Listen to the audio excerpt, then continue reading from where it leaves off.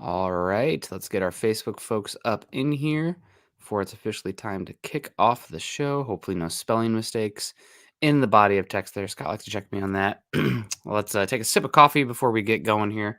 Of course, shout out to And it's Patrick. to Patrick, who's actually having knee surgery. So Oh, if he, I sweet. don't know if he was having it. I think he might be having it today, but this week he said he's gonna have plenty of time to listen. So good luck with that, brother. Thank you for keeping us hooked up with the coffee. Yeah, and I haven't told Patrick yet, but I might as well say it on here. Patrick, I'm kind of coming your way. I don't know where you're exactly, and I'm not going to have much flexibility from island to island there, but coming out to Hawaii for a little bit. Wife surprised me. We're going to Big Island for a bit. So excited to try Kona coffee up close and personal. But welcome in, everybody. Welcome in. It is the 10th of January already. Oh my gosh, time is flying. And it's time for an episode of Broncos for Breakfast. I am Nick Kendell and joined by, as always, for these. There's Patrick. Hello, Patrick. Good luck on your He's in surgery today. Oahu. He's in Oahu. I will be in Kona and Hilo, Volcanoes National Park. Got to cross off all those national parks if I can. Yeah, welcome in. It is Monday or Tuesday morning, and my God, I think the first thing we have to say here is congrats TCU. You turned into a pumpkin, and congrats to Georgia. Holy bleep, that was from the very beginning a slaughter. And I don't even know what we can take away from that game other than that's what it looks like when 5-star talent goes against 3-star talent. I mean, not all the time, but when one of the team peaks and the other is a runner-up in the Big 12. I mean, what has the Big 12 done in national championship games in my recent memory? They're the I think first one to Oklahoma make may it. have squeaked one out, but they're basically been sacrificial lambs. They've gotten blown out. Yep. Texas got a good one with Vince Young. How long ago was that? I was in middle school. Yeah, that's been a while. But Oklahoma going has gotten killed. So you're going to take the runner-up from the Big 12 and throw them in the playoffs? Good luck. They did beat Michigan, and to their credit, that was a good game. Now, granted, 2 pick sixes, and Michigan scoring only 3 points on 3 trips within the 5-yard line. Not super replicable. I don't want the runner-up from the Big 12. Yeah, that's fair. You're going to give me the champion, that's fine, but I don't want the runner-up. Yeah. In a 4-team playoff. Sorry. You didn't win your own conference in the Big 12, who's historically bad in these games. I guess maybe that was it. The champion sucks. Let's take the runner-up. Anyway, win your conference. Yeah, that won't matter because what are they going to 12 teams next year? So that's going out of the way. But Georgia. I mean, the best player on the field for Georgia was probably Jalen Carter. He did not have the most dominant game, but he was. I mean, how could you even flash in that kind of game? He had plenty of flashes, I guess, but really good. And then Brock Bowers, tight end from Georgia. We'll be talking about him a lot a year from now. He'll probably be a top 5 pick next year. I would say that he's pretty categorically behind 3 players in next year's class for me in Caleb Williams, Cade May, is that right? The quarterback for North Carolina, and then of course Marvin Harrison Jr. But Drake May, excuse me, You're correct, Drake May, and then Marvin Harrison Jr. But Brock Bowers, man, what a good tight end prospect. It reminded me of, I remember when I was a kid one time, we're playing street ball, and I always played with the older kids because I was a big kid. But there was one that he kind of hit puberty a little before all of us, and he was out there playing. We were just playing 2-on-2 street ball, and usually you'd rush a passer and cover. Well, he was catching everything. And at one point, I was doing this, and I would just throw it where I could hear him, and he'd go up in double coverage and pull it down. That was Brock Bowers yesterday. Yeah. I'm like, Stetson Bennett's a hell of a quarterback. Don't get me wrong. Brock Bowers is a difference maker out there for any quarterback. Yeah, 100%. And also got to see Broderick Jones out there at left tackle. We'll see if he comes out or not. He might be in play for the Broncos pick there. And we got Michael Ronquillo coming in saying, good morning, Nick and Scott on Broncos for breakfast. Go Broncos. Thank you so much, Michael. We appreciate you coming in. We also got our guy, Andrew Lampy, coming in with the stars saying, morning all. Happy Tuesday to all. Happy Tuesday to you, Andrew. We appreciate you coming in and supporting us. We also got our guy, Jeremy Sean, in the house saying, morning, boys. I feel like if it isn't Harbaugh or Peyton, fans will be disappointed. That isn't fair, but when has that mattered? And also with Hackett, fans are sharpening their pitchforks after 1 week.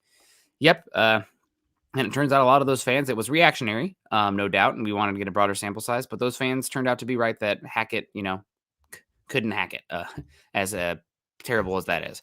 Sunny days with the hearts and the coffee and the thumbs up. Good to see you. We got Achy Dragon with the, is it a face palm? Is it a pregnant lady? Is it? It looks like a pregnant lady. Achy, are you expecting? What's going on here? It looks like a emoji of somebody holding a baby. So, yeah, it's tiny. But don't know what's going on there. But if you are expecting, if you're on the nest, congrats to you. We got James Mounsey coming in. It's a name I don't recognize as much, saying, who would you actually want as a coach outside of Harbaugh and Peyton? Anyone else would be a gamble. You've heard me say on here a few times, listeners, Scott, that I am a big fan of Demeco Ryans from everything I've heard and from how that San Francisco team has played, not only, week to week, but year to year, how consistent they've been in how they match up in zone coverage, how they're passing off their assignments in zone. They're probably the best tackling team in football. I'd never see them out of position in their run fits, really. And defense, you guys should know. I mean, the Broncos finished the season as like one of the worst defenses in football over the final 3 games. Now, that injuries, I get that, but they fell off. San Francisco has been one of the most consistent defenses over the year and over years, and that is hard to do. If anything, looking at the data for defense, it is super volatile. We talk about how hard it is to replicate building a championship defense over years. Defenses fluctuate wildly over quarters of a season. And the San Francisco team has been consistently great. Yes, they have good defense, defensive personnel. You have to if you're going to be that good of a defense. But I'm super impressed with how they play, and I think you're going to get a very, very good coach with Demeco Ryans. I don't know him as much as a coach. I don't watch skiing. I see results, but I remember him as a recruit coming up and then playing at Alabama, inside linebacker, captain of the defense, has been just a professional type forever. Just has always been a leader from the minute he walked on campus at Alabama. And I think he was drafted by San Francisco. I get him and Patrick Willis confused at times. No, Demeco Ryans was a Titan. Patrick Willis was 49ers. He was the Texans. The second he goes in, those guys I've compared them all along. They came in together at Alabama and Ole Miss. Just has always just had that air about him, that aura of I'm in charge. And he has been. I think that'd be a good pick. I want to focus on the first part of this, though. What James says is, who would you actually want as a coach outside of Harbaugh or Peyton? Anyone else would be a gamble. They're all gambles, like you're saying. And that's what people are saying. It's like, I don't want this guy because. Man, find me the perfect candidate. In the Jim Harbaugh, he can't win the big one. Well, let's get to the big one. You're 7 years removed from the big one. Let's one step at a time here. So everybody's a gamble for sure. But I kind of agree with Jeremy on this, where it's like, swing big, no expense, first time head coach. That's or a retread isn't quite the same thing in this instance, Nick. Yeah. Yep, you are correct in that. I do. Other than Demeco Ryans, the Broncos have also requested interviews with Raheem Morris, defensive coordinator for the Rams. He's been the defensive coordinator there the last couple of years. He's bounced around the league a little bit, coached on both sides of the ball, was the head coach for Tampa Bay for a few years as well. So he's a name that you want to keep in mind. He was the defensive coordinator over Ejiro Evero last season for the Los Angeles Rams. Ejiro Evero coaching under both Raheem Morris and Brandon Staley. So he's one to keep in mind. And then, of course, Demeco Ryans, Dan Quinn. That was the other name there. So Dan Quinn. One more thing about Demeco Ryans before we move on. I was listening to an interview because I'm very much an interview audio format listener. I do a lot of dog walking and hiking with listening to something going on in the background or cleaning or even work. Just constantly churning in information. And it's the Matrix. He plugs in. I know Kung Fu. I listen to it at 1.5 speed as well. Sometimes 2 if I'm trying to get it done. So it's a lot of fun. I'm glad that it doesn't do it the Alvin and the Chipmunks higher pitch.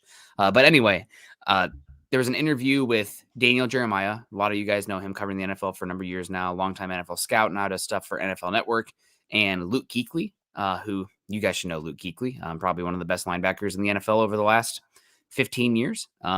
He did an interview with Kuechly, and Daniel Jeremiah went back in his scouting reports and said, there's only been 2 prospects I've ever written in my notes, future NFL head coach if he wants it. One of those players being Luke Kuechly, the other one being Demeco Ryans. So to go to your point of like this guy, you knew immediately he was a leader and a dude. They're writing about it when he's coming out in draft prospect notes from the not even knowing the guy in the locker room. So And Lions Nakobe would be a Dean great might get. be that guy for me too. Yes. Yep. You He's know, one as when well. we're talking about, hey, remember, what do you remember of Nakobe Dean? Nakobe Dean, linebacker, Georgia, is one of those guys. You know, for a more recent version of that. Chase comes in, he says, does a knock on Harbaugh for his bowl record seem silly? Silly might be, you know, I don't want to call somebody that has a concern about it silly, but I can rationalize it a little bit. One, that team is much better than when he took it over. They've gotten better and better, and they're as good as they've ever been. That is the right direction. Do they need to take the next step? Yes. So they're 0-2 in the college football playoff, right? That's the one that matters to me. That's it.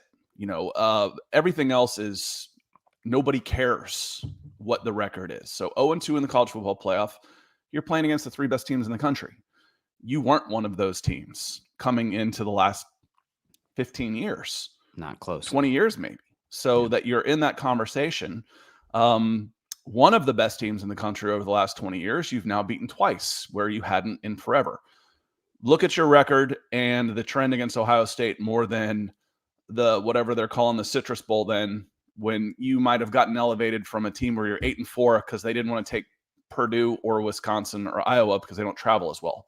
I'm exaggerating. Wisconsin travels great. So does Iowa. But Michigan is a bigger draw. Yeah. I said the same thing happened to Tennessee for a long time. Tennessee, Notre Dame, they lose their bowl games constantly because they get overpicked for where they should be. They usually get about 2 tiers up in the pecking order. If they finish 7th, they get the 5th bowl.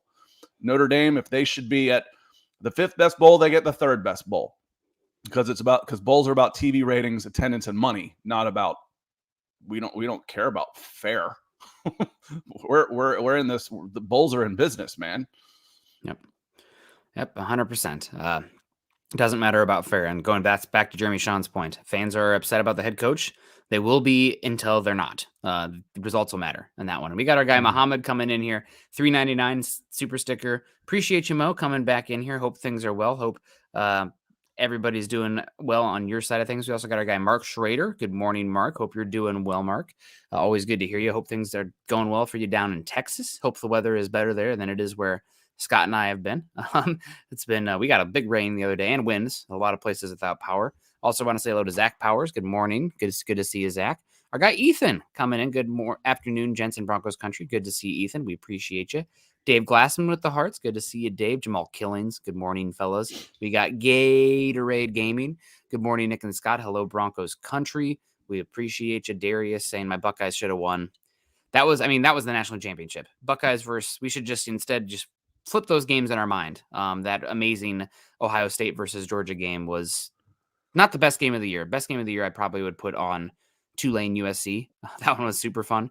But that Ohio State versus Georgia game was incredible. And so was Michigan TCU, but not as good as Ohio State versus Georgia. That's one you're going to go back to for years. Could have been very different. Could have been Ohio State, Michigan in a rematch if things had gone the other, just a couple plays had gone the other way, but Georgia's pretty good. Georgia is a pretty good football team. Did you see the halftime show where David Pollack said that, David Pollack? Yeah. Do I know David Pollack? Yes. Okay. He's listeners as well. He came up as a fullback. David Pollack was a freshman All-American as a defensive tackle, 3-time All-American, a defensive end, drafted first round as an edge, but he's a high motor guy. Guy's a freak. He was a freak of an athlete till he broke his neck. Yeah, broke his neck. One of the strongest guys I've ever seen. There was a 360-pound offensive lineman at Georgia named Max Gillis. And I'm watching them warm up, and they're just doing engagement drills.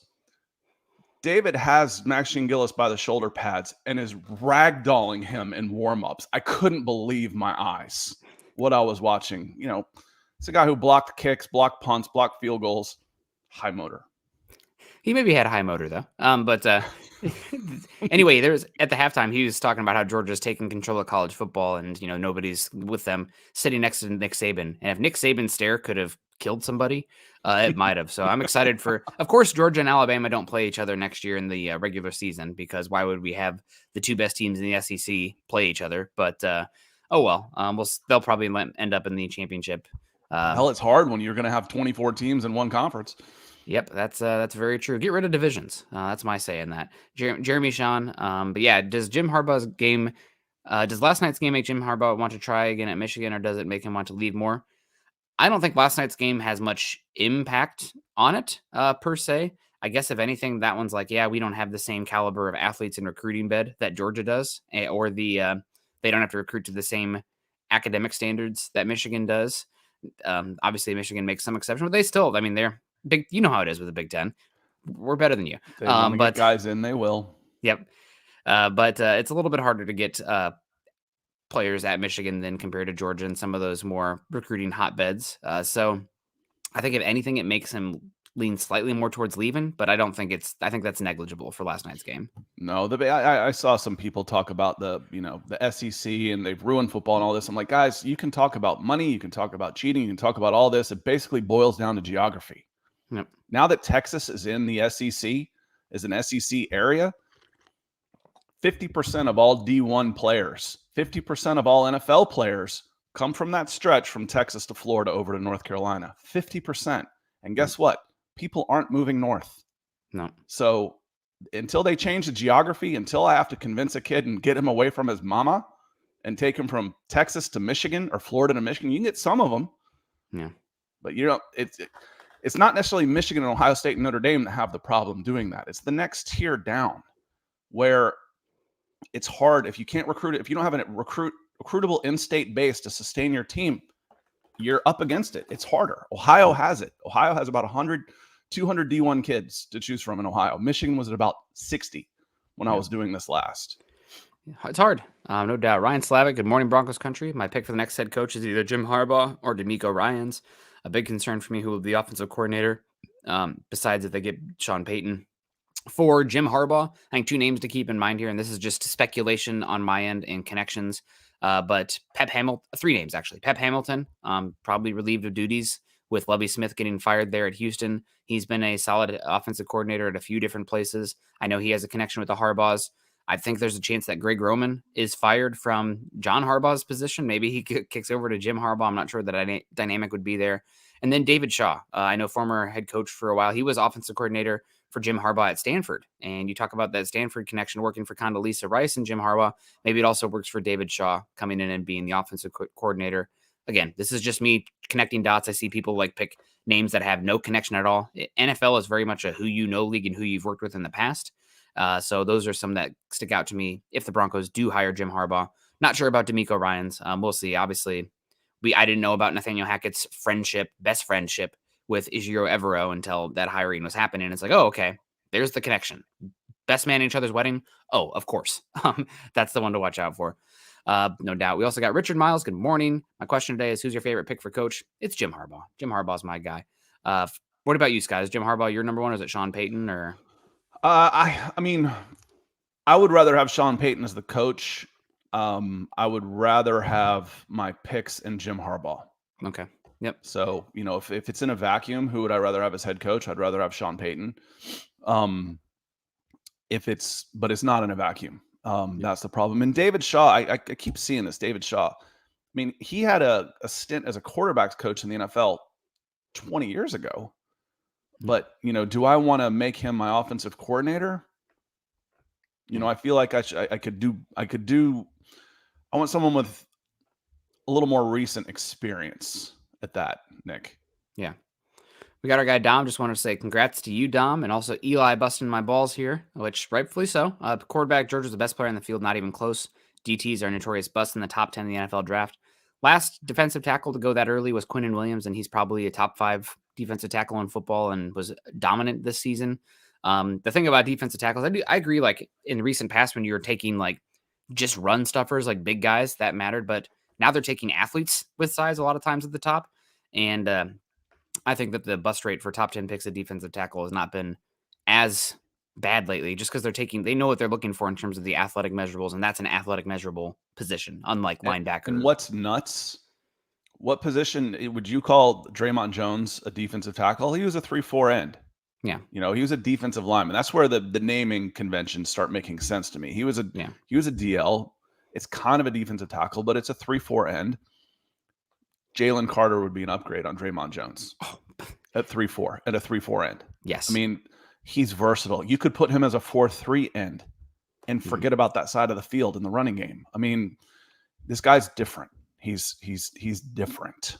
Yeah, he's good. And not to, we're going to have plenty of time to talk draft. Stenson Bennett, what is he going to be, 25 years old next year?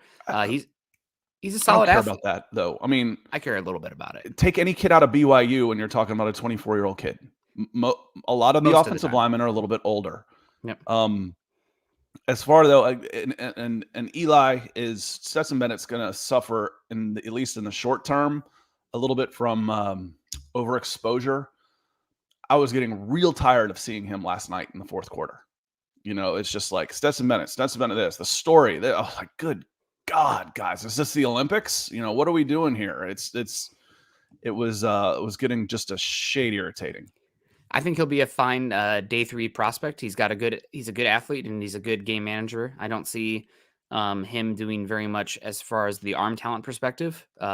But you could probably Alex Smith him to a few wins if you wanted to run like a quick paced offense and use him as a runner. He's also very small. That's something you got to worry about at the next level. He didn't take too many hits at Georgia. He does pretty good at avoiding big hits, and that's he's a skill. Hell of a quarterback. Period. He's fine. I don't know what the massive upside is for him, but if he was there, let's say round 4 or 5 for the Broncos, and you're looking for a guy who can be a good leader in that room and a solid backup, yes. And can he beat up Brett Rippon? Yes. He's way more talented than Brett Rippon. He's underrated athlete. I really love and his arm is underrated too. He's got great touch and can put some zip on it when he wants to. He's a good quarterback. He's a really, really good quarterback. And as far as the stuff you can't measure, it hits the top of the charts. Yeah. I see a closer to the end of career Alex Smith. I don't think he's the same caliber athlete Alex Smith was coming out to be 1 overall. Also probably less arm talent. But again, closer to the end of career Alex Smith, which you can win games with. Michaela Israel, good morning to you, Michaela. I wanted to say hello to you. Miguel Santa-Steven, always coming in and supporting us. Miguel, good morning, fellas. We appreciate you so much. Achy Dragon Goddess said, this is pregnant. Thank you. You were holding the baby. I'm not sure what was going there. Maybe that was TCU versus Georgia depicted in that one. We appreciate you coming in here. We got our guy, David, coming in saying greetings and good morning. I so enjoy watching and listening to your comments over anybody else. Well, David, you must not be picking from a large sample size if that's the case. No, we appreciate you so much. That's really nice of you to say. That means a lot. Honestly, there's a lot of good content producers out there, and we like to think we do it a little differently and a little better, but there's some good ones out there. So if you're picking us over anyone else, we must be doing something right, or your taste is off. Epic Gamer coming in, $10, saying good morning. Thank you so much. Keeping the lights on, keeping us going here. You guys are great, and we appreciate you, Epic Gamer. We got Arthur Eugene Spooner coming in over on Twitch saying, hey guys, the other head coaching candidate. I knew I was looking for everybody. The one I didn't mention was Ejiro Evero. Internal. Yeah. It's like, I swear it's 6. Okay. Ejiro Evero was the 6th one. Does Ejiro Evero really have a shot at the position? I don't think he has much of a shot. I think he's a long shot. Yeah. Does he have one? Mr. Spooner, I'd say yes. Is it a long shot? Yeah. I mean, the knock against him is he is the sample size. He's been really good. He conducts he's great in front of the press. Even when he's being, in trying times, people are good in front of the press when things are good and everything's all rainbows, but he's been through some trying times. This season may have been worth 3 seasons of experience for most people. But he's been a coordinator for 1 year in the NFL, and it was a very good one. I would do everything I could to try and keep him.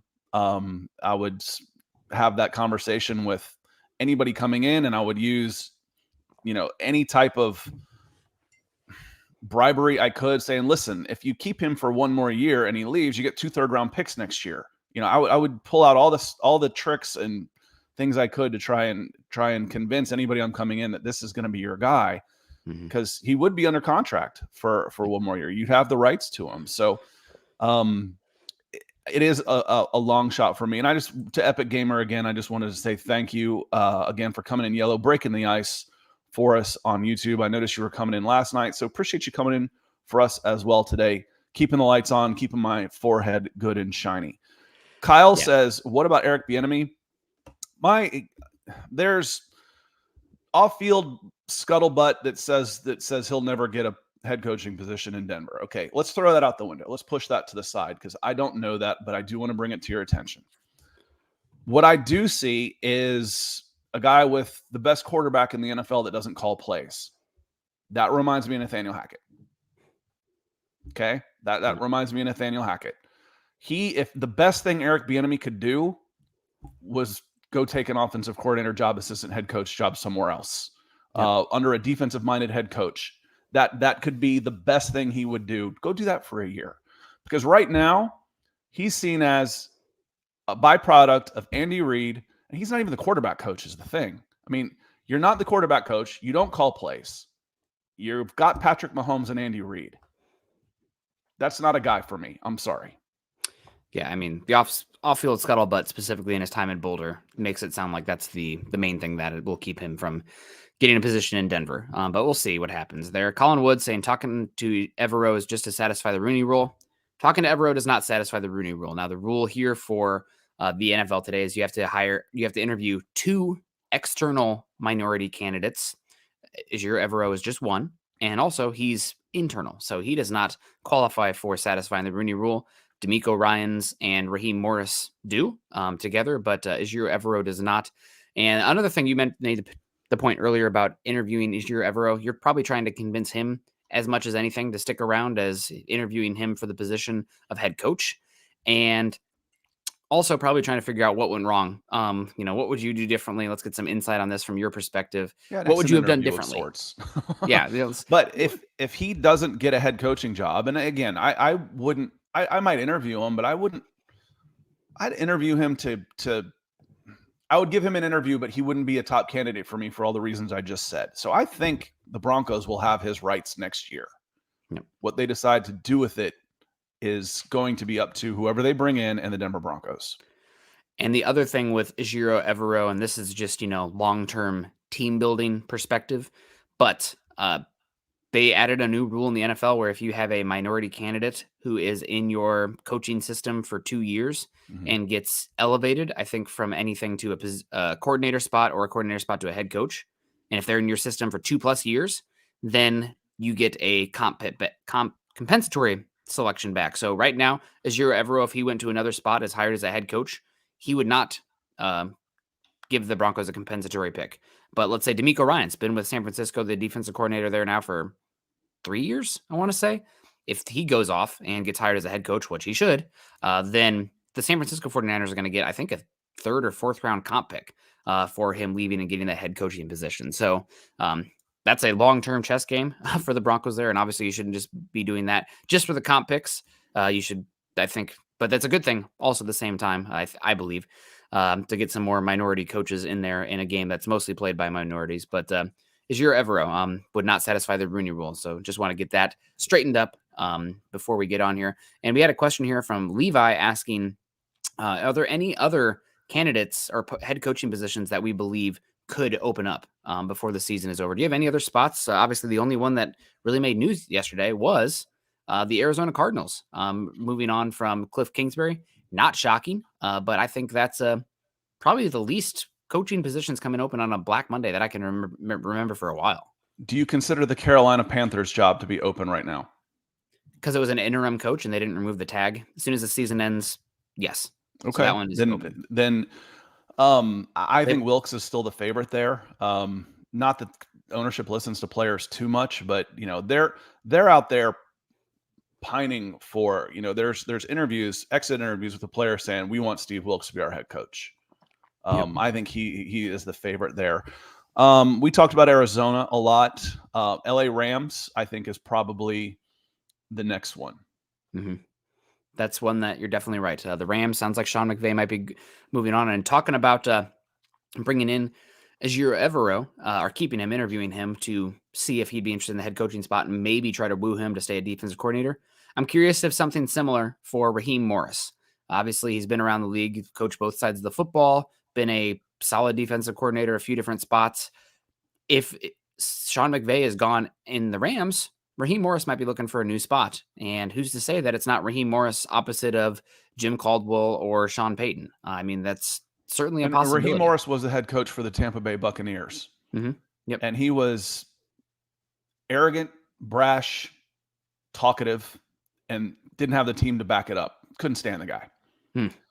He got humbled, and he came and took a position coach, I think elevated to defensive coordinator in Atlanta, and was fantastic. He was great. It's like, oh, hey, you mean you can actually learn something? Young coaches can learn and get better. He was great, and he's been great. So I would endorse Raheem Morris as a potential head coaching candidate based on the growth that I've seen and the results that I've seen from him over the last 10 years or so. I think that's a very good candidate to keep an eye on. Yeah, 100%. He took over the interim head coach, right, for Dan Quinn. He did. He did. I think he had moderate success. Typical Falcons. You're 1-10, and instead of tanking, you win your last 3 games and get a 8th pick instead of a 2. Classic. But no, I like Raheem Morris, and I couldn't stand him at Tampa. And that isn't just rivalry, because I went to Auburn for God's sakes, and you guys hear me wax poetic about Nick Saban all the time. It's not just a rivalry thing. I just said Sean Payton. He was at the Saints. I didn't like Sean Payton. I don't have to. Yeah. He's a hell of a football coach. Raheem Morris at Tampa was all hat and no cattle. Yep. We'll see. All hat, no cattle. That's put that on the show. That should be the name of the show. Greg Smith, top of the morning. Good to see you, Greg. We appreciate you. Edward Wright, good morning. Looking forward to the next chapter of the Broncos. Yeah, we're here. It's being written right now. We got 6 candidates we're talking about here, 5 internal and 1 internal. Leroy asking about Stetson Bennett. Definitely one, I think, day 3 you take a swing on. I think a lot of people said undrafted free agent before the year. I think he's probably played himself with his athleticism and leadership and accuracy probably to an early day 3 pick. I would be pretty surprised if he's not taken round 4. Historically speaking, you see a run on quarterbacks early first round, maybe a couple mid day 2, and then a bunch taken round 4. If you see, I think as many quarterbacks are taken round 4 as any other draft or any other round. That seems to be where I come up with comps for him and stuff. And, the obvious one is like, Drew Brees. Well, he's shorter than Drew Brees. He doesn't have quite the arm that Drew Brees does. It's different, but every 5'11" white kid in the world is Drew Brees. I'm like more like poor man's Doug Flutie. Doug Flutie was a hell of an athlete, had a rocket for an arm, was just short. I was trying to come up with other comps. I'm like Andrew Zhao. I don't know if you remember him. He played at Alabama. I don't think he was an NFL guy. He was a good quarterback for the Crimson Tide. Trying to think of guys like that. But can he? Yes. And has he faced adversity his entire career for being a 5'10" walk-on? Yes, he has. Has he overcome it? Yes, he has. Is he a hell of a quarterback? Yes, he is. Does he have shortcomings? Yes, he does. But I would be more than happy to put him on a practice squad and let him fight his way out of it again. I mean, one that seems really obvious as a comparison is somebody who's playing really good football right now, Brock Purdy. I haven't watched the 49ers yet. Okay. Yep. Yeah, I haven't watched them since he took over. I think Brock's got a better arm, and he's also built a little thicker. But that's one that I think sticks out there. He put Stetson Bennett, in a West Coast offense where you can use that athleticism on boot actions and kind of stress that edge with that. Quick reads underneath, give him options. I mean, I think he'd be good there. But he's never going to be Patrick Mahomes, Josh Allen, Justin Herbert, et cetera, et cetera. Even Joe Burrow. I mean, Joe Burrow's better than that. David Kilgore, I don't understand why we're looking at Morris. I don't think he's a good coach. Thoughts? We just hit on that a little bit, David. Yeah. Again, I think the maturity that Raheem Morris has shown from his time at Tampa through getting humbled as the coach of the Buccaneers and then working his way back through as a position coach, defensive coordinator, interim head coach, and then, winning a Super Bowl at the Rams. I think it's a good career arc for him where he hits the top, crashes and burns, and then builds his way back up. I've been impressed with the way his players play for him and they respond to him and how he has conducted himself since he lost that job at Tampa. So I think he's a very good head coaching candidate personally. Yeah. And he's done a lot of different things out there. He kind of meshed. Sean McVay this last year really wanted to keep with the too high pre-snap safety shell on that Rams defense, and Raheem Morris comes from more of a cover 3 philosophy, just because the run fits are easier for that kind of thing and for the personnel they had. But they kind of made it work out there. So really interesting to see how it works out for him, and bringing him in, I don't think it hurts at all. Quentin saying needs to look at more mock drafts, find out who'll be available with the first round pick. need the San Francisco 49ers to lose first before we start talking about that. Also need to see if the Broncos are going to bring in Sean Payton. I think that one's less likely to happen than some other ones. If none work in the first round, trade down for more picks. Easier said than done, especially in this draft class. It sounds like not a lot of, not the deepest pool of first round talent, but only takes one team to trade up. And David, appreciate the coming grit and green with us on YouTube. Always thank you for the support. And Quentin says, trading down, it always depends on what can you get for it. Mm-hmm. If I could come out of the back of the first and get 2 seconds out of it, yes. I just don't think there's that big a difference between, you talk about tiers of players. There might be a superstar freak in the top 5 that, top 10, depending on the year. In what was it, 2021, the top 12 guys were either quarterbacks that you thought could be franchise quarterbacks, or they were legit difference makers. And pretty much every position player in that top 12 has been a hit, Nick, in 2021. Yep. Which we said going in. Last year, the depth in that class was 30 to 150. It was the second, third, fourth, and fifth, and everybody wanted to trade back, man. Everybody wanted to come out. So it just depends on, what can you get for the pick? Is it worth it? And what's it look like behind you? I know Nick, and I never really think of this, and Nick has helped me with this, is, well, what about next year? What if I were to trade my 2020, my high second round pick? I know you don't have one, but if I'm picking 38 and I trade that for a first, the Falcons did that in 1999. And their second round pick turned into 5 overall and Jamal Lewis, and they didn't have a running back because Jamal Anderson tears up his knee. So those future picks are a pretty good thing too. And we've said it before, if you're watching for the first time in a while, or if it's your first time here, welcome. This team is set up to be able to hit the reboot button in 2024.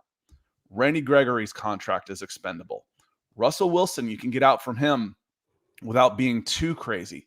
A lot of the big money deals was kind of set up for a 2-year run. And if it's not working, reboot. And credit to George Payton for that, So I've said before, he's made some mistakes, but I think he does a really good job of keeping your salary cap and contracts, except for Russell Wilson, in a good spot for the team future. And for 2024, you trade down, someone that Buffalo Bills were one player away. We want to take this guy. You can have our pick next year. Okay, maybe.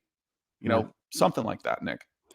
Yep, definitely worth considering. And you're right. Just to add on to those players who could become expendable after next year, Justin Simmons' contract is pretty easy to move on from after 2023, so the 2024 offseason.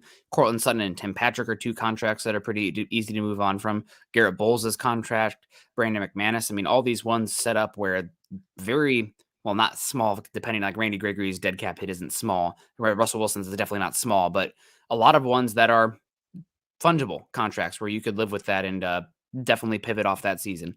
Todd Smith, howdy Broncos country. Good to see you. Ladies Farm coming in saying, what's the thoughts on Dan Quinn? Scott knows more about this than me. I think Dan Quinn is probably the candidate I'm least excited about out of this group. Right now, it seems like he's third favorite on here. If the Broncos lose out on Sean Payton and Jim Harbaugh, it's Dan Quinn's team. I feel like people with connections to George Payton are pushing Dan Quinn harder than anybody else, because Dan Quinn being hired makes it way more likely that George Payton is here than Sean Payton and Jim Harbaugh. That seems to be the obvious standout to me on this one. But I think he'd be fine. I just don't think he's a brilliant schematic person. I don't think he's had the defenses, like we talk about him being a John Fox. John Fox had a perennial great defense out there.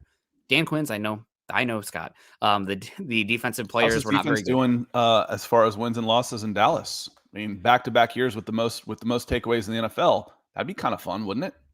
It would be good. They don't have Micah Parsons out there in the pass rush. Denver's pass rush is anemic now, but definitely. Well, now it's about players, Nick. When it's in Atlanta, it's about scheme. Pick one. It's both. It's both. It's both, no doubt. But my thoughts on Dan Quinn. You could do worse. He wouldn't be. He would be a controversial hire because of the way he's thought of in the national media. He was a success story in Atlanta, despite how it finished. Most coaches are fired. Bill Belichick was fired with the Cleveland Browns. It was the Cleveland Browns. That's what I say about Dan Quinn. It's the Atlanta freaking Falcons, man. We're not talking about flaming out in Green Bay or Dallas or Pittsburgh. We're talking about the Falcons. Getting them to a Super Bowl is a Herculean effort. His players love him. A lot of the things that I said about Raheem Morris, and they coach together. They're very, very similar personalities. And the pros and cons there with Raheem Morris and Dan Quinn. It's just Dan Quinn had HC by his name with the biggest failure in NFL history. So when you talk about culture change, he would hold players accountable, but still make them want to play with him, play for him. And if they didn't, he wouldn't be afraid to clean house. Yeah. He wouldn't be the pushover that it seemed Nathaniel Hackett was while he was here. And he has called his own defenses, and he has been a coordinator, and he has done all those things. Where Nathaniel Hackett, when's the last time he called plays? Jacksonville, 2018. Yeah. He called him in the gold zone, right? It's been a while though, but you know what I mean. It goes back to the Eric Bieniemy talk. It's like I compare Bieniemy to Hackett, and for the same reasons, I would be hesitant there.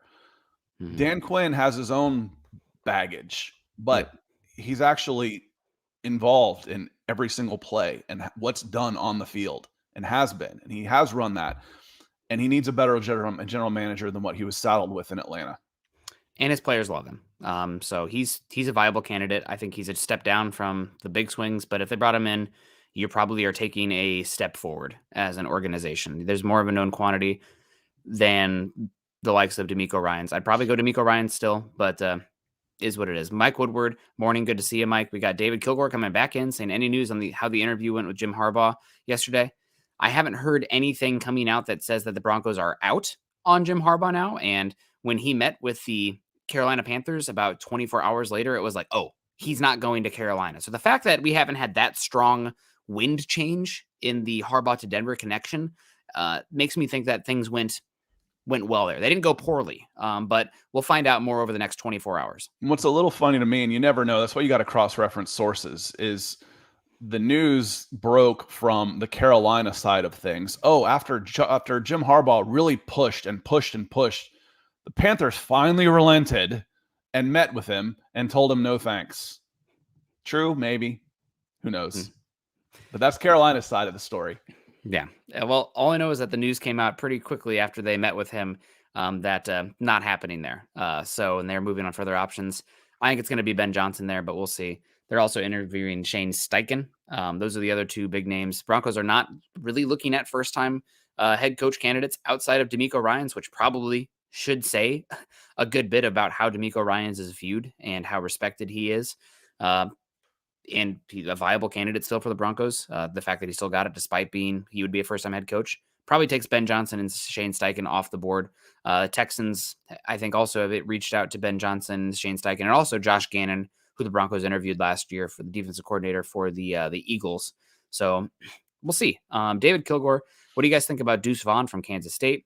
Reminds me of Sproles. I'm a Kansas State fan and really like some of the plays coming out. Like Usma would be a good pass rusher. Yeah, I think their edge rusher, who's got the hyphenated last name, is more of a talent you should be considering for the Broncos there. I don't think he's back into the first round caliber, but day two, I think you could definitely talk about him there. I can't remember his name off the top of my head, but he's fun. As far as Deuce Vaughn, I don't think he's as twitchy in a box as Darren Sproles was, but small and a very tough, good runner. You're talking about probably a day 3 pick, maybe round 4, round 5, given how small he is. I don't think I want to give a shout out to Mike Renner on Pro Football Focus, who kind of does a lot of the data stuff out there for their draft. And he did something like the running backs that have finished with 1,000 yards out of the last 5 years, like 90% of them are taller than 5'10" and weigh more than 210 pounds. And that's the body type you're looking for a running back in today's NFL. Obviously, you have different guys that can fit different roles, but for those starter caliber running backs, there's very much a fit, partially because of how the body type you need to be a pass protector. Because if you're that small, you're a problem in pass protection. We saw it with Philip Lindsay in Denver, unfortunately. But day 3 for sure.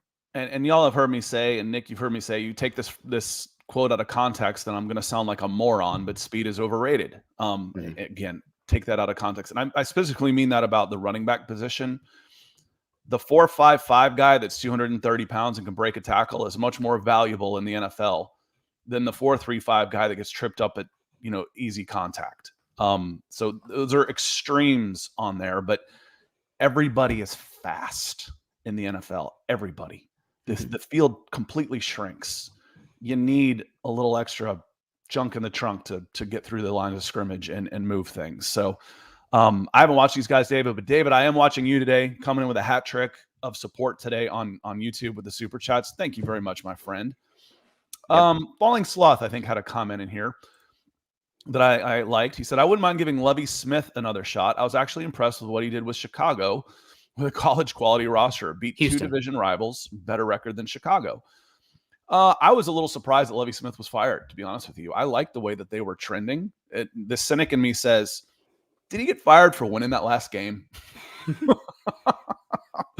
What are you doing, man? Now we got to trade a 2nd round pick to get up to number 1 to take Bryce Young. What are you doing? Yeah. I wouldn't mind bringing him in for an interview as well. He did really good in Chicago. I thought also Houston was playing well despite the lack of talent on that roster. He struggled a lot at Illinois as a college coach, which surprised me. But who knows? I loved Lovie Smith with Illinois, though, because he had the big Santa Claus beard. Good time out there. But sure, yeah, bring him in I wouldn't be against bringing him in for an interview. Steve Wilkes, another one who I wouldn't be against bringing in for an interview. I'm curious if the Broncos do bring in more candidates here, if this list of 6 is who we're going with. And it's very possible Broncos can't interview anybody on this list besides Ejiro Evero and Jim Harbaugh until the 17th in person, being the key word here. But we'll see what happens. We got Clyde coming in saying Philip Lindsay is that guy, Scott. The guy that gets tripped up and at first contact, but is fast. When I first started getting into this, Kyle, and just, really paying attention, it was probably 2000 maybe. And I'm watching Musa Smith, running back for Georgia. Size, speed, strength. He had it all. But man, and he'd get 5 yards of carry because he'd hit the hole fast and he was big and he'd fall forward. But man, he never broke anything. Meanwhile, Auburn's got this guy who can't run 4.7 downhill in a hurricane named Rudy Johnson, who scored 16 touchdowns and averaged like 27 yards per touchdown run because guys just slothed off of him. And y'all probably remember him with the Cincinnati Bengals. And most of you probably don't know who Musa Smith is. Rudy was that guy that made me a convert for that. I'm like, man, they just fall off of you. You got to be able to break a tackle. Yeah, good stat for running back. It's an advanced analytics stat, but yards after contact per carry is probably one of the most indicative ones, and it carries over pretty well. I think the top 3 in the college football last season were Bijan Robinson, number 1 by like a lot, and he's going to be a top 15 pick. After that, it was Kenneth Walker, who, when been healthy, been really good for Seattle. He's had some issues with health this season with a hernia. And then the one after that was Tyler Algier. And Tyler Algier is not a very fast running back, but my God, he runs hard. He's balanced. His feet are always like in the right spot where he can take on contact and change direction in a box, and good vision. And he's never going to be a top, 5 running back in the NFL, in my opinion. But for a rookie contract guy back there, he can eat some carries and lead a rushing attack. He's not that far off. I mean, considering, and Tyler Algier was a 5th round draft pick out of BYU who just set the Falcons rookie rushing record with like 1,040. He was inactive the first game of the season. Had just over 220 yards, carries. Breaks a tackle. Again, that's the one, is the balance. And that's the measure. I always say you can't measure vision and balance. That's what makes but you can see it. Well, maybe you can. There it is, Nick. That balance stack is your broken. That balance measurable is the broken tackles, because those are the ones where guys are just falling off you because you can't knock the dudes off their feet anyway. Yeah, and I prefer it as a rate with the per carry as well, because that's somebody has a lot of carries, they're going to have more broken tackles. But if you have, it normalizes it for the sample size. Austin H, we're getting way too much into math. Austin H saw a report that Harbaugh's virtual visit being 2 hours. Do we know any extra information? And if and when there would be an in-person visit? No extra information. I'm sure there will be information that trickles out today. Again, the fact that there hasn't been this hard shift that, oh yeah, Harbaugh's definitely going back to Michigan, or Harbaugh's definitely looking at other positions, makes me think that it went well. There's still intrigue just because of how reactionary the information was after Harbaugh spoke with Carolina. After Carolina was like recoiling, that's definitely not happening. We were never that interested. We're going to interview all these other guys. Haven't heard that from Denver's side yet. So I think there's still strong interest and possibility there. Yeah, and the folks in the comments say he's already said he's going. Not in these comments, sorry, but I see other places. Yeah. Says, he's already said he's going back to Michigan. Why do you keep saying this? I'm like, why does he keep interviewing? Shut up. He's interested. Yeah. Until he goes back to Michigan, he's a candidate. So just stay out of my mentions. Yeah, absolutely. Thank you so much, Austin H, for the $4.99 coming in and keeping the lights on and supporting us. Luke Wright also coming in. Good morning, Nick and Scott. Good to see you. We appreciate you and hope you're doing well. Keeping it going here. We don't have very much time left. So we have 6 candidates here, Scott. I'd like you to rank them in your opinion of who you are most interested in from 6 to 1. And for me, my number 6 guy, unfortunately, he's still a quality candidate. It's just the defense fell off a lot this last season. The 1 year of defensive coordinating experience coming from a team that was pretty dysfunctional last year. I think he's going to be a good head coach at some point. I think it's a year early. There's a reason that he's being connected to a lot of defensive coordinator positions and not head coaching positions. And that's Ejiro Evero. Again, it's not his fault per se. It's just, I don't know if there's enough of a sample size there for me to say he's a head coach guy. Would be over the moon to have him back a defensive coordinator next year. But just, I think it's train's arriving a year early for the head coaching situation for me. I just want to see him do it over multiple seasons as a defensive coordinator. I agree with that. I said as much earlier where, again, this year with the Denver Broncos may have been a dog year as far as experience goes. It was like 7 years of experience all rolled into one with the adversity that he had to face. And I thought the Denver Broncos defense was fantastic this year. Under the circumstance, they gave up this, they gave up that. Come on, man. You got 16 points a game and more 3 and outs than a Nolan Ryan baseball game. I mean, it was terrible on offense, and your defense was still really good with all the injuries. You lose Bradley Chubb. You don't have Randy Gregory.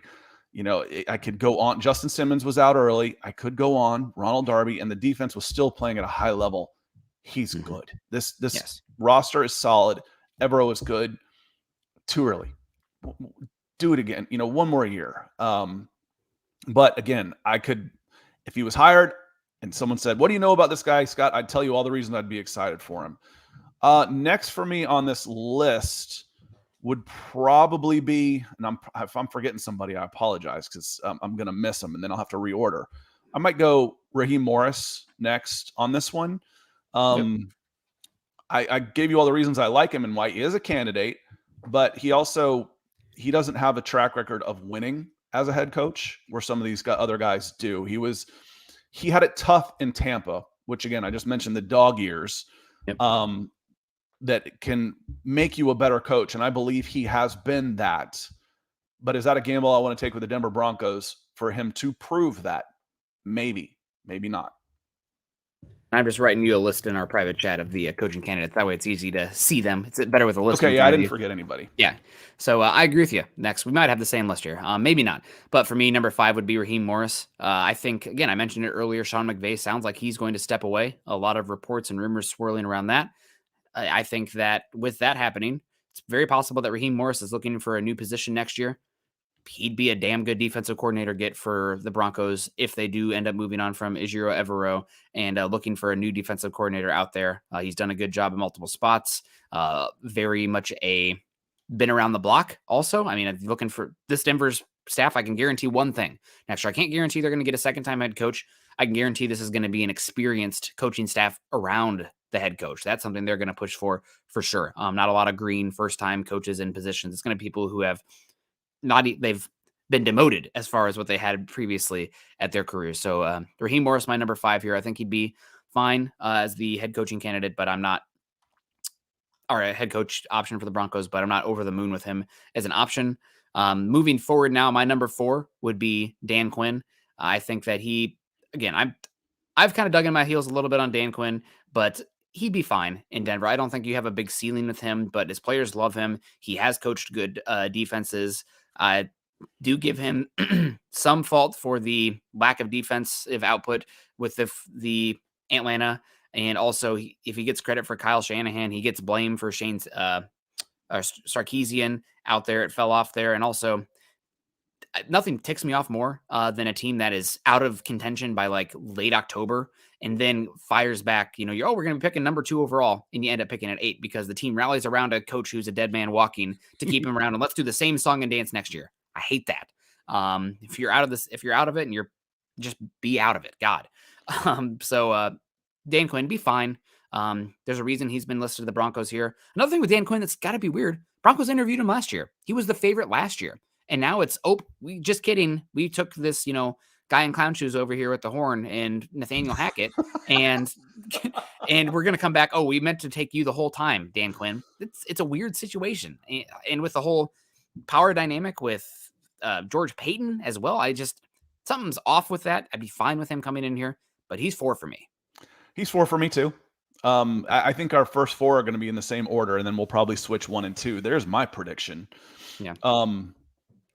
He'd be 4 for me too. Again, there's a lot of reasons to like, and there's some big concerns there. Has he gotten better as he stepped away? You learn a lot. He was a first-time head coach in Atlanta and took a team to the Super Bowl that had only been to 1 in 50 years. There's a lot to like there. The players actually got him his final season when they shouldn't have. The players went to the ownership and said, "This is on us. We should have been better." That's a good thing. Now, the players weren't good enough, and the reason that Dan Quinn got that extra year is the fault of Arthur Blank, not Dan Quinn. The team was falling apart through mismanagement of from the top down. We can get into that later. Yep. But he'd be 4 for me. David Kilgore says, you think we should Band-Aid our quarterback position for 3 years and then tank the year Manning comes out? You guys like Arch Manning? I like what I've seen from Arch Manning, but I'm not making a plan for a quarterback that's just coming out of high school. That's an eternity.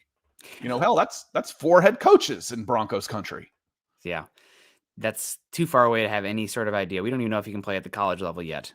So we'll see what happens with that one. But I think looking ahead to 2024 isn't crazy. Looking beyond that, I think is wild. We got a pretty good idea. Caleb Williams is going to be, number 1 overall. Yeah, and Drake May is going to be pushing right there. So 1 or 2, you're okay there. But no, Dave. Thanks for coming in, but you can't make plans for 2028 in that regard for your quarterback position. And does that mean 4 more years of losing? Band-Aid the quarterback position? Is that what you're calling Russ a Band-Aid at this point? Russell's got 1 more year with the Broncos to get it done, or else he's going to be gone in 2024. Yeah. Would you be okay with Harbaugh? And I'm wondering if this is a staff in crazy, or if this is your choices of I can pick one of these 4. I think it's a staff. Mm-hmm. Harbaugh with Kingsbury, Lovey, and Rose. I think there's too many egos there. I think you're better off sending Kingsbury back to college. Mm-hmm. And Harbaugh has proven it at both levels. Kingsbury's okay, but I think he'll end up being a better college coach just with the control over everything and the egos that you have to deal with. I think Kingsbury should find himself a $7 million a year job in the NCAA. Yeah. I mean, Harbaugh and Kingsbury are diametrically opposed as far as offensive styles and infrastructure, air raid versus power run. I mean, you can probably find a way to make it work, but I can't imagine that happening. You probably bring in somebody with a little bit more alignment in terms of style that they want to run. Lovie Smith, I mean, does Lovie Smith want to be a defensive coordinator? I don't know, considering he's been a head coach at 3 different spots now. And I'm not sure about the name Rose. I hate to say it. I don't know all my special teams coordinators out there, but I'm assuming that's what that is. FC Donnelly saying that was Rosberg. Maybe it was voice to text or an autocorrect or something. It could have been Rosberg. I bet you it is Rosberg. That one, yeah, sure. That's possible. FC Donnelly, yeah, I'm sorry. I was harsh. Having issues with Facebook there. I was harsh. I apologize. That the Hackett era was a little bit of a clown show kind of thing going on there. Eric Gamer saying, I miss the 2013 offense. I miss a lot of things, but that was great.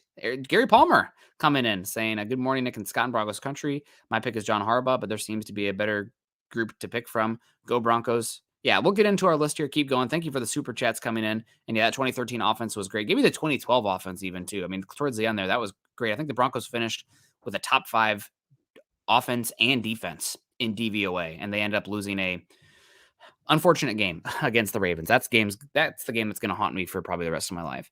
But going here, we got number 3. For me, my number 3 is going to be Sean Payton. I think that he is a great coach, but I have questions about how things went down there with the Saints, with him,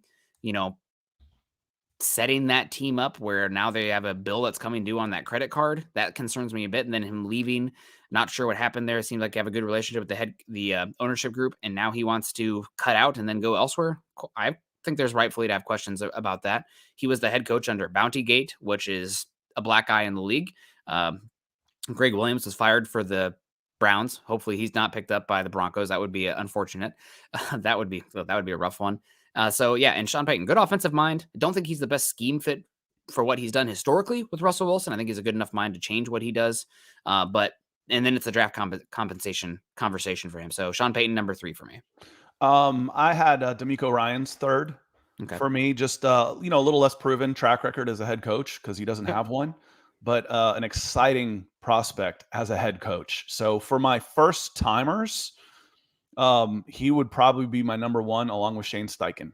Those would be the top 2. Jeremy Shawn asked a little earlier, were you a little surprised or, that they disappointed that they hadn't reached out to Shane Steichen? And I was like, the answer to that one is yes. I think they absolutely should, but maybe they've been turned down a little bit. Maybe he's looking to stay on the East Coast. It could be a Brian Daboll situation where they made the outreach and they were said, no, thanks. That could have happened already for all we know. But yeah, I like Demeco Ryans. We talked about him a lot already. Demeco Ryans 3 for me. And Demeco Ryans 2 for me. I think he's a great candidate. Everybody raves about him. He's got a leadership CEO presence. I think he's going to have this defense. I think he's very much a Mike Vrabel type that comes in here and like, you're going to play hard. You're going to play fast. You're going to play disciplined. And if you're not, you're gone. I don't care where you came from. I don't care what your accolades are. This is how we're going to do things here. And I think you need a coach that comes in and aligns everybody and gets those egos beaten down. You're not bigger than the team. So that's one that for me, I think Demeco Ryans lines up that way. Obviously, given you to be a first-time head coach, it's a little bit harder to establish that mentality and power. But everything I've heard and read, he just has that aura to him. So I'd be very excited about bringing him in here. He's my number 2. For me, Harbaugh was number 2.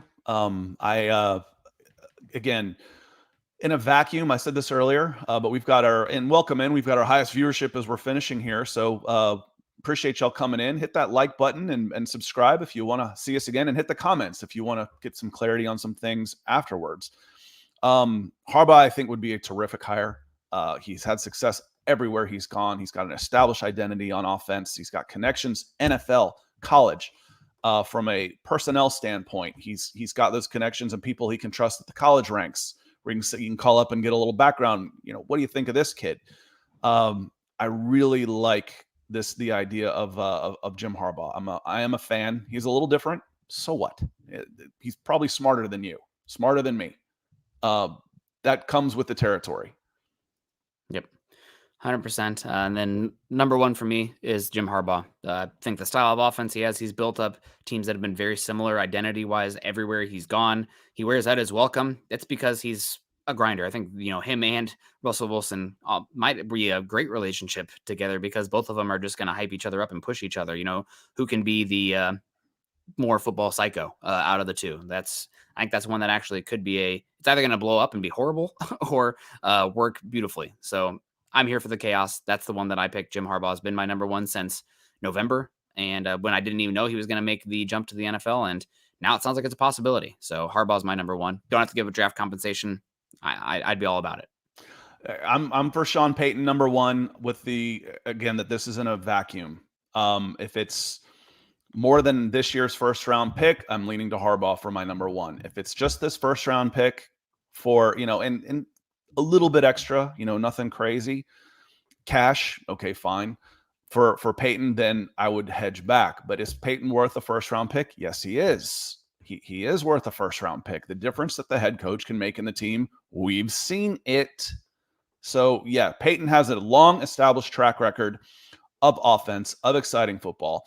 You want to talk about the cap situation? The cap situation has been going on in New Orleans for a long time. It's still going on even with him sitting on the sidelines. So how much of that is general manager? How much is that is Sean Payton? Kind of like billionaires, none of these are choir boys. I don't have to be, he doesn't have to, date my mother. I don't even know how old he is or anything. I want him to coach my football team. I want him to be good. I'm from SEC country. We overlook a little, things. You got to win first. All of that good person stuff goes out the freaking window if you're not winning. If you're winning, you can overlook a few things. What do players think about Bountygate? I don't remember them complaining too much about it. I don't remember other team players. I remember the media clutching their pearls. Oh my, that's so wrong. It's been going on for 50 years, man. I'll pay big money for you to do a whole episode with that voice. That's my across the street neighbor has made a very good living on as a voice actor. He does a lot of video games and stuff. He's awesome. So I've done something like that before. He's like, hey, that's not bad. But the clutching of the pearls, and who's going to be after you the most is the media. Sean Payton's already gotten a media gig. He's already been accepted back into that. We don't really care about this. We've got no morals or scruples either. Yep. So I want to win football games. Sean Payton's my number one choice. Okay. Well, there you guys have it. That's going to have to do it for us today. We got to get on out of here. We appreciate everybody coming in and supporting us here. And we'll get more information. Did we say hello to Ethan? I don't even know if we hit this one as I was clutching my pearls. I'm not sure I even hit this one, Ethan. He comes in, he says, my pick is Payton. And this came in before I said it. And I disagree, but I think it will be Jim Harbaugh. Man, those are home run hires. Either way. Those are... You want to make a splash. You want to get people excited. Not everybody's going to be happy, period. But these are two guys, I think, and for the most part, I think all of those guys are head coaching candidates for a reason. They're quality candidates. This is great show, gents, and Broncos country. Thank you, my friend. Yeah, thank you so much, Ethan. Closing us out strong today. Don't want to forget you coming in to 50 pounds. We appreciate the heck out of you. Hope things are going well out there on the other side of the pond. And make sure you guys are following Scott and I on Twitter. Scott is at Scout Kennedy. I am at Nick Kendell MHH. Also, while you're on Twitter, follow us at BFB_pod and at Mile High Huddle. If you haven't done so yet, join us at Facebook.com/Mile High Huddle Pod and Facebook.com/Mile High Huddle. And as the ticker shows underneath there on YouTube, make sure that you subscribe to our channel, like the show, and share to your social media pages, Instagram, Facebook, Twitter, Twitch. I mean, what is that? Reel? Is that the app all the kids are using today? Get that Reel notification and snap a picture of you watching this show and then send it to us. We'd appreciate that. But Scott, any plans the rest of the day? I think it'll be Carl and I tonight, but we'll see you in the background. Real quick on this one, Quinn is average 43 and 42. 500. That's probably not good enough for Broncos country. For the 29th worst franchise in NFL history with a career winning percentage of 43.8%, he did pretty damn good. Yep. So it's relative, folks. You guys don't understand. Let's talk about Sean Payton. Go type in New Orleans Saints ref and look at the history of the New Orleans Saints before Sean Payton arrived. Look at the history of the Atlanta Falcons. It will make you go, oh my God, how does anybody even watch this garbage? They were bad. They were bad. It was the Aints. It was the Who Dats, the Aints, and the who cares? Yep. It's actually a great rivalry. The Saints and Falcons is one of the best rivalry in the NFL. But nobody knows it because both teams are fighting for last. Yep. Hate each other. But guys, it's going to have to do it for us. We're going to get on out of here. Make sure you continue to choose kindness and compassion, and we'll be here to cover this Broncos head coaching search, much to Colin Wood's chagrin, saying he's already tired of it. But Scott, can I get a pearl clutching before we get on out of here? No, the 2-in-1 show. Come on, I might get dizzy. Pushing my luck. All right, guys. Well, we appreciate you. Have a good one. Go Broncos.